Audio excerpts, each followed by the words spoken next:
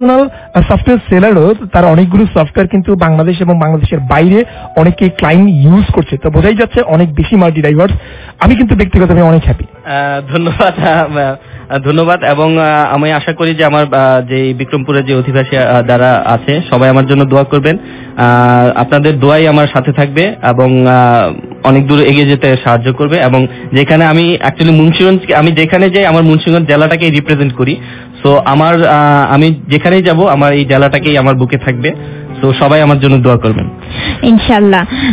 তো মিন্টু ভাই last question হচ্ছে, লাস্ট কথা, মানে কোয়েশ্চেন না ঠিক বলতে বলবো একটা কথা, যেটা হচ্ছে আমার যে লিসেনার বন্ধু আছে যারা এই বিষয়ে যারা শুনছে, যারা মানে এখন নিজেদের ক্যারিয়ার গড়তে চাচ্ছে, সেই বয়সে সেই শ্রোতাদের জন্য উদ্দেশ্যে যদি একটা কথা বলতেন।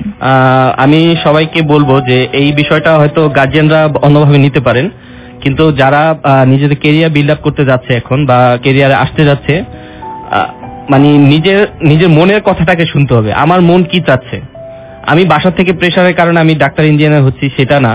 আমি বলবো যে বাবা মার ইচ্ছা অবশ্যই পূরণ করা যাবে, কিন্তু নিজের মন থেকে একটা অনেক কিছু বলে যে আমি এটা হতে চাই, তো ওইটাকেও অনেক টার্গেট রাখতে হবে, আমার ওই লক্ষ্যের দিকে থাকতে হবে।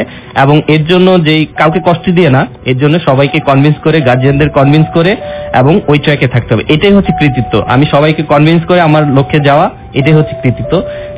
এইটা যত টেকনিক্যালি যে বা যত সুইফটলি যে করতে পারবে সেই জীবনে সাকসেস হবে। সো এই জিনিসটা যে নিজের মনের কথা শোনা আর কি। চমৎকার একটি কথা শুনলাম বন্ধুদের উদ্দেশ্যে। তো মিন্টু ভাইকে আবার ধন্যবাদ জানিয়ে এখনই বিদায় দিতে হচ্ছে, কারণ 5:37 হয়ে গেছে।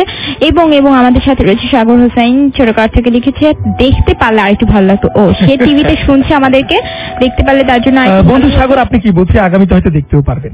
হ্যাঁ অবশ্যই। এবং সে একটি গানের রিকোয়েস্ট করেছে, অবশ্যই গানের রিকোয়েস্ট রাখবো। এবং আমাদের মুগ্ধ করেছিল, অবশ্যই আপনাদের গানগুলো প্লে হয়ে যাবে ঠিক 6টা থেকে। এবং শেখর লিখেছে রবি সোম মঙ্গলবার হরতাল। ওকে বন্ধুরা, শেখর কিন্তু চমৎকার একটি কাজ করেছে কমিউনিটির উদ্দেশ্যে।